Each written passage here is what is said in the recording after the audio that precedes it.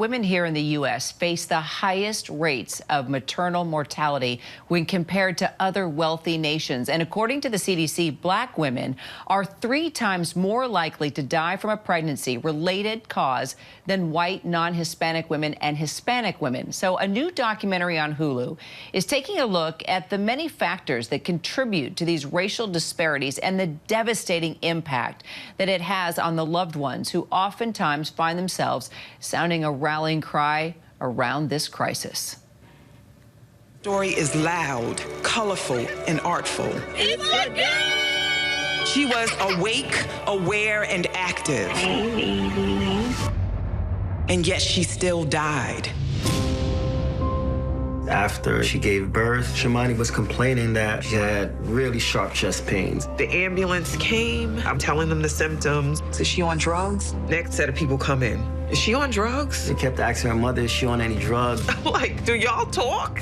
We waited a solid 12 hours. She's gone. Aftershock follows the story of Amari Maynard, who lost his partner, Shamani Gibson, 2 weeks after giving birth in 2019. He joins me now live for more on this. So glad to have you with us. Happy to be here. Thank you. Amari, it's powerful, this documentary. Let's just first tell our listeners, our viewers, why it was so important for you to be a part of this documentary.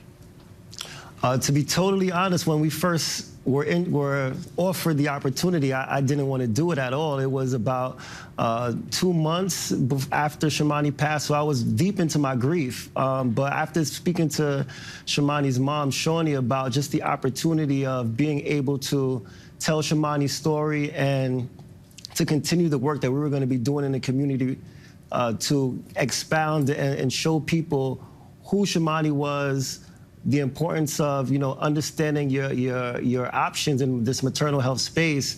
It just, for me, it compelled me to do it, just to give us the ability to, again, engage the community in a different way, but also to spread the word and the knowledge. Well, you're spreading her spirit, too. She's working right through you, Amari. Oh, yeah.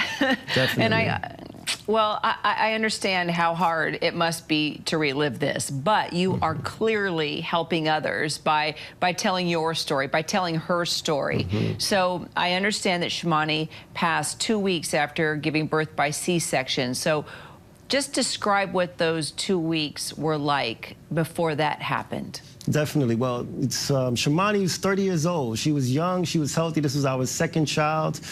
We wanted to have a VBAC, which is a vaginal birth after a C-section, and we wanted to have an at-home birth. But unfortunately, it didn't happen that way. But we left the hospital with a healthy baby, and again with a healthy wife. So but during that time, in that 2-week span, she complained a lot of having shortness of breath. She complained about being it hard for her to speak, getting upstairs, moving around the way she normally did. And the unfortunate part about this story is the fact that we had the knowledge. Her mother is in the maternal health space, and she's been in the maternal health space for the last decade, 20 years, excuse me. And so we understood the signs, the symptoms of what a pulmonary embolism might look like.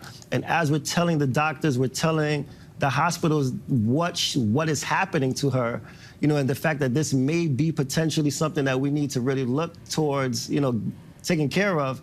Their answers every time was, it's okay, make sure that she rests, she's probably doing a little bit too much. And to be totally honest, if you are experiencing symptoms of having a pulmonary embolism, resting is the last thing you need to do. Sitting around is the last thing you need to do, because it allows those blood clots to travel. And unfortunately, like you said, 2 weeks after giving birth, the blood clots traveled to her heart, and she ended up having a pulmonary embolism.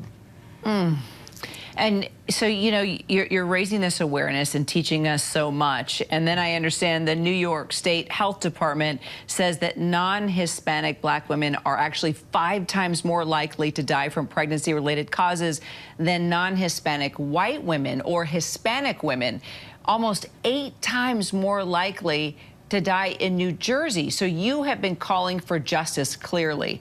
How do you even find the strength to do this? And what do you want to see happen here?